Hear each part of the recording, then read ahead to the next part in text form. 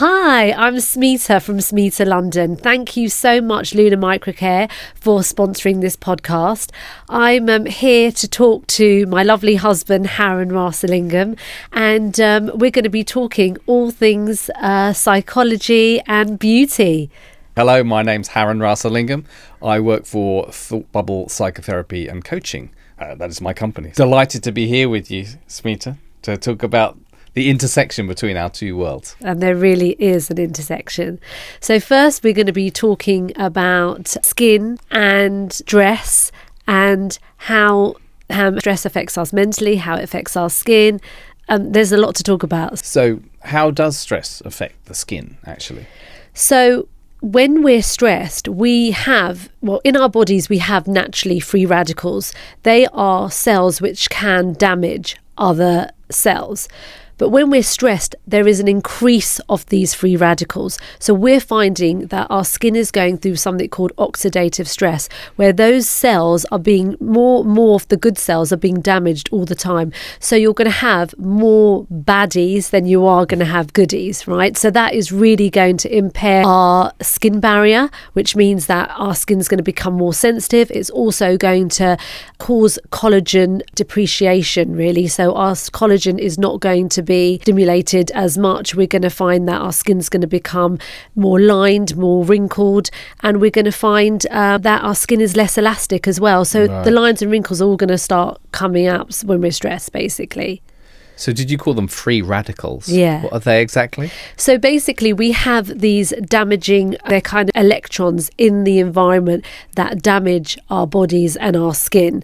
And we have them in our bodies, but our body has an immune system, so we're able to fight them. But if you have these too many free radicals, our body is not going to be able to fight them. So, and the stress means you can't cope with it. Yeah. Your stress is definitely going to cause that. And then you said about collagen. So what does collagen do? So collagen gives our skin elasticity and it basically plumps our skin up. So if we don't have enough collagen in our skin, we're basically going to see lines and wrinkles. Yeah. And there's nothing wrong with lines and wrinkles, but why do you want to have more of them when you don't need to have them? Why not look after our bodies and we age well, and our cellular age is much better than our actual age? That would be a great thing to have, right? So if you're always stressed, your cells are going to age much more quickly. I suppose it's interesting because a lot of people probably don't relate stress with skin. No. Right. And so it's quite unusual to think about that. So that's really fascinating. Yeah. So how would you say stress affects the body or the mind? Yeah. Well, so stress is quite a common thing in psychotherapy. People come often because of stress. And one of the key things is it affects behavior, right? So when we're stressed out, we don't look after ourselves as much, so we might tend to eat less well, just grab whatever, because we start not attending to things we should be attending to. So we may eat more junk food, or just grab something from the freezer, chuck it in the microwave. Or we might start eating a load of biscuits, taking loads of sugar. Sorry, I'm getting too close to the bone. And also sleep. So stress really affects your sleep. Sleep deprivation. So it's going to affect your bodily health. So I'm just wondering, actually, whether that in turn then has an additional knock-on effect on skin. It really does, because basically, if you're eating junk, right, that is going to really impact on your skin, because we actually have something called a gut microbiome, which is basically good and bad bacteria, and our skin relies on this, on our gut. So if our gut is not taking in the essential vitamins and fatty acids, etc., what's going to basically happen is that we're going to see inflammation on our faces, on our skins. So that's the first thing. So you might see more rosacea, you might see more hypersensitivity.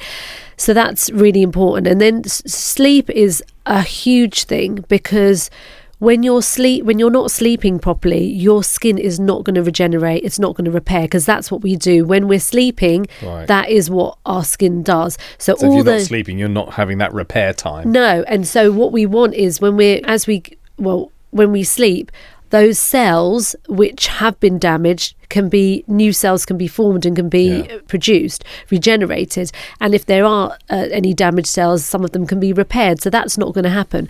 Also, if you're not sleeping, you're going to get big bags under your eyes, puffiness around your eyes. That's going to make a difference. And we were talking about sugar. Sugar is such a huge thing when it comes to aging skin, because we get something called glycation.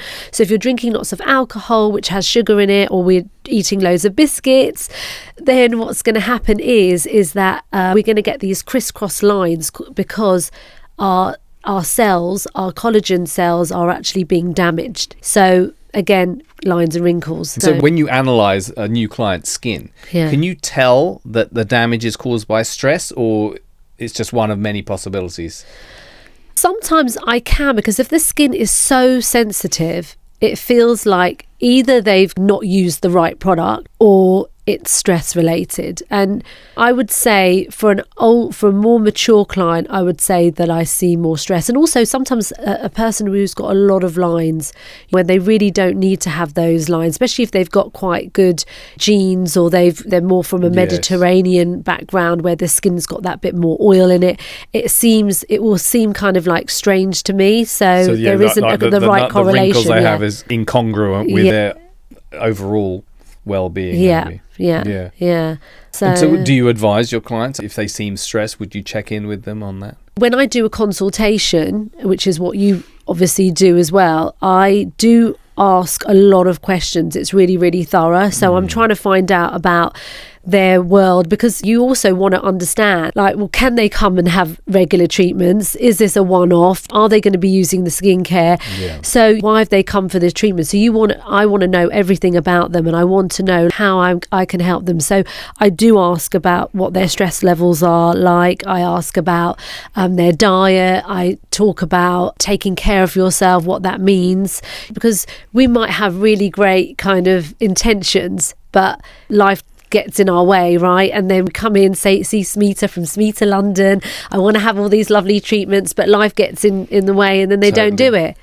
So I want to find out all of that. That's really important. So diet, stress, anxiety, what their routine is, how they look after themselves, how they wind down in the evenings, all that kind of thing. I also find when speaking to clients for the first time, and they may not necessarily link the two things together. So firstly, in your case, I guess they probably put stress to one side. They think, I'm going for a skin treatment. My stress level's got nothing to do with it.